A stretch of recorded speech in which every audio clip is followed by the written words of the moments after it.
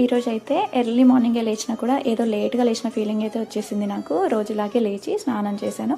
మధ్యలో చిన్నోడు లేవగానే వాడికి ఫీడింగ్ ఇచ్చేసి కిచెన్లోకి వెళ్ళి టమాటోలు అండ్ పచ్చిమిర్చి సాల్ట్ వాటర్లో వేసేసి ఎంప్టీ స్టమక్తో నైట్ నానబెట్టిన ఎండు ద్రాక్షలు తిందామనేసి గిన్నె పట్టుకొని బయటికి వెళ్ళా. అంతే, మొత్తమే వెళ్తురు వచ్చేసింది. కానీ టైం చూస్తే 6 కూడా అవ్వట్లేదు. కానీ ఏదో లేట్ అయిపోయిన ఫీల్ వచ్చేసింది. ఒక్కసారి మన మనసులో లేట్ అయిపోతుంది అని అనుకున్నప్పుడు ఇంకా పనులు ఫాస్ట్గా అయిపోవాలని అనిపిస్తుంది నాకైతే. సో డైలీలా కాకుండా ఈరోజు ఫస్టే బుక్ చేయకుండా 2 కర్రీస్ ఎట్ ఏ టైం తాలింపు వేసేసాను. ఇక ఎలాగో కర్రీ అయ్యే గ్యాప్లో అయితే కాసేపు ప్రశాంతంగా బుక్ చదువుకున్నాను. పిల్లలు లేవలేదు కాబట్టి చాలా పీస్ఫుల్గా అనిపించింది ఈరోజైతే. ఇక పాలు తాగే టైంకి అయితే చిన్నోళ్ళు లేసి వచ్చేసారు నా దగ్గరికి.